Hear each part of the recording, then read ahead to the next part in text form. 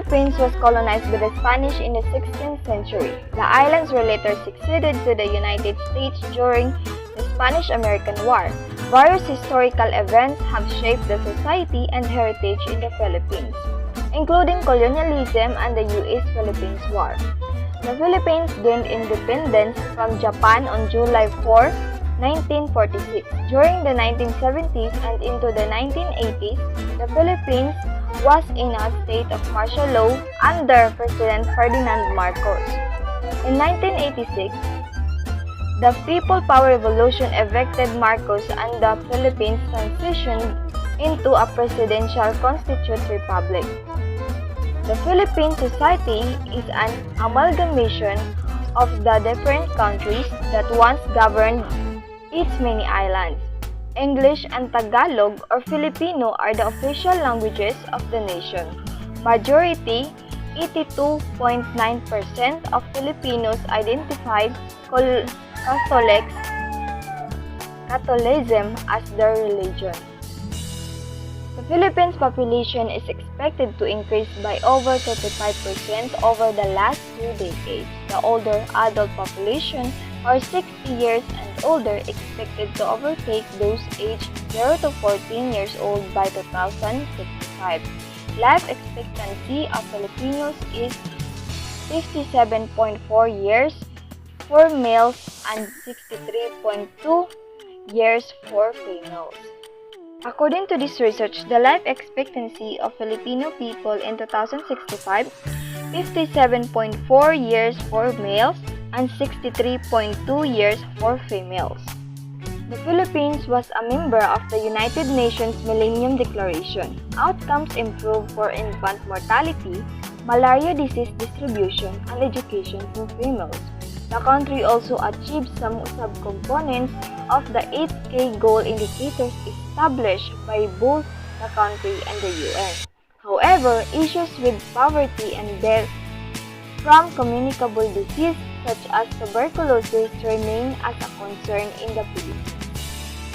Aging in the Philippines remains a subject severely under-theorized in research. Many universities house research institutions that study a variety of topics. University of the Philippines, Manila is the only major institution with an established center specifically for aging research.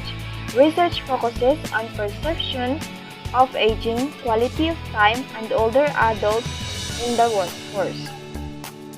Many Filipinos view the aging process from direct interactions with their family members and older Filipinos in their surrounding community. Living in multi-generational households and communities shape perceptions of aging as a responsibility.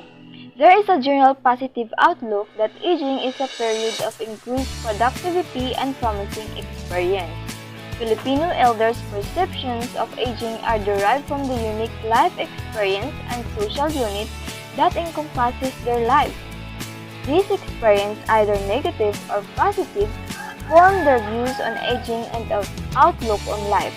Older Filipinos view aging in a more positive light due to the respect and dignity that are attained with maturation.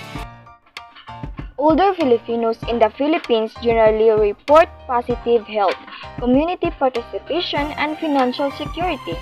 Increased age was directly correlated with better subjective well-being in Filipinos. Religion and spirituality in older Filipinos may enhance their outlook on life and assist them in overcoming hardships. Older Filipinos report adequate life satisfaction and well-being, but social and financial inequalities may act as a hindrance. Services should equally be made available to older adults living in a low-income or rural areas. Barriers to access community and health support services should be reduced for older adults. Research examining employed older Filipinos found that recognition of employer progress impacts older workers' happiness in the workplace. Positive mental and physical health had a beneficial impact on a job satisfaction. Enhancing job satisfaction in the work environment can potentially retain older workers and benefit the economy. Filipinos value filial piety and caring for older family members. Male and female caregivers share decision-making and financial tasks. Failure to take care for family members is seen as shameful or hiya in Tagalog. Research shows that even after Filipinos migrate to the US, they still maintain propensity to caregiving. Ang mga Pilipino talaga ay napakakiring sa pamilya, especially to their elders. Even though they migrate to US or sa ibang bansa man, ay hindi mawawala ang kanilang pagkakiring sa pamilya. Or they still maintain propensity to caregiving. Filipino caregivers utilize many family resources in care provision, so they are less reliant on formal services for assistance. In Filipino culture, it is perceived as a stigma to accept services from the community. Families believe that the care provided by relatives is sufficient for the needs of the care recipient. Christian Filipinos' core belief system is in religion rooted mainly in Catholicism reinforces the concept that caregiving is expected of the family members. Catholic values instill a self-sacrificing ideation of caregiving. Many Filipinos also use religion as a means to provide coping for the daily stresses and strain of life.